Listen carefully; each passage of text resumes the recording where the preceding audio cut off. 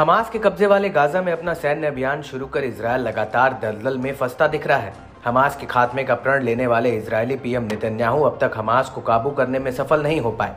उल्टा गाजा में शुरुआती दौर में जीते इलाकों पर फिर से जंगी हालात बन गए, जो ये बताने के लिए काफी है कि हमास लड़ाके एक बार फिर इजरायली बलों की मुश्किलें बढ़ाने वाले हैं।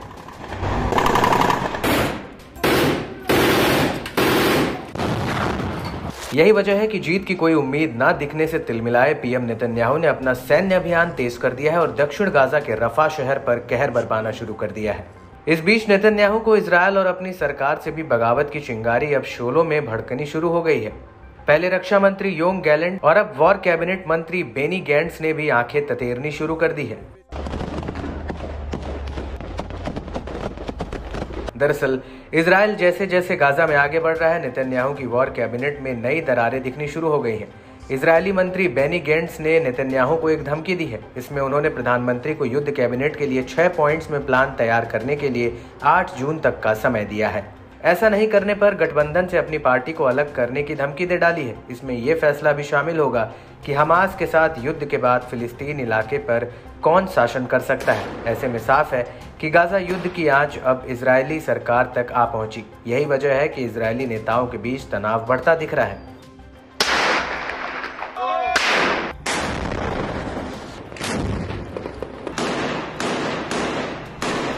नेतन्याहू के लंबे समय से राजनीतिक प्रतिद्वंदी गैंट्स की योजना में बंधकों की वापसी, इलाके में सेना को हटाना और हमास का नियंत्रण खत्म करना और इजरायली सऊदी अरब रिश्तों को सामान्य बनाने के प्रयासों का समर्थन करना शामिल है।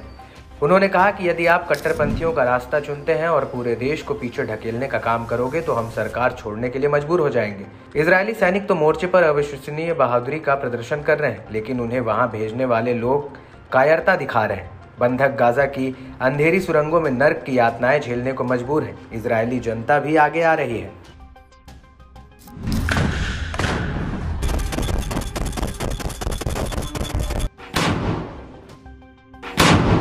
तो वहीं इजरायली पीएमओ ने गैंट्स की धमकियों का जवाब देते हुए कहा कि हमारे वीर सैनिक रफा में हमास बटालियन को नष्ट करने के लिए लड़ रहे हैं। गैंट्स ने हमास को अल्टीमेटम जारी करने के बजाय प्रधानमंत्री को अल्टीमेटम जारी करने का विकल्प चुना है, जो निंदनीय है। बेनी गैंट्स की शर्तों का मतलब साफ है कि युद्ध का अंत और इजरायल की हार, बंधकों को छोड़ना और हमास को सत्ता देना और एक फिलिस्तीनी राज्य बनना होगा। वहीं गैंट्स के कार्यालय ने भी पीएमओ के बयान पर पलटवार करते हुए कहा कि अगर प्रधानमंत्री ने गैंट्स की बात सुनी होती तो हम महीनों पहले रफा में दाखिल कर चुके होते और मिशन पूरा हो चुका होता। यदि आपातकालीन सरकार प्रधानमंत्री के लिए महत्वपूर्ण है तो उन्हें आवश्यक चर्चा करनी चाहिए, आवश्यक निर्णय लेने चाहिए और अपनी सरकार में चरमपंथियों के डर से अपने पैर पीछे नहीं खींचने चाहिए। फिलिस्तीनी प्राधिकरण गाजा पर शासन करने में सक्षम नहीं होगा। बाकी फिलिस्तीनी गुट कर सकते हैं, लेकिन सिर्फ तभी जब हम अरब देशों और अमेरिकी समर्थन से समर्थन जुटाएंगे।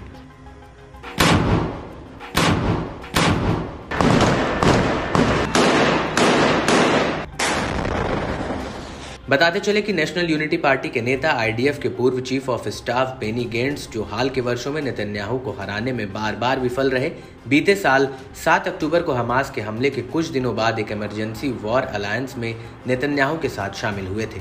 बहरहाल इजरायली पीएम इन दिनों भारी तनाव में दिख रहे हैं। उनके साथी मंत्री अब जनता को ये बताने में जुटे हैं कि नेतन्याहू इजरायल को विनाश की ओर ले जा रहे हैं।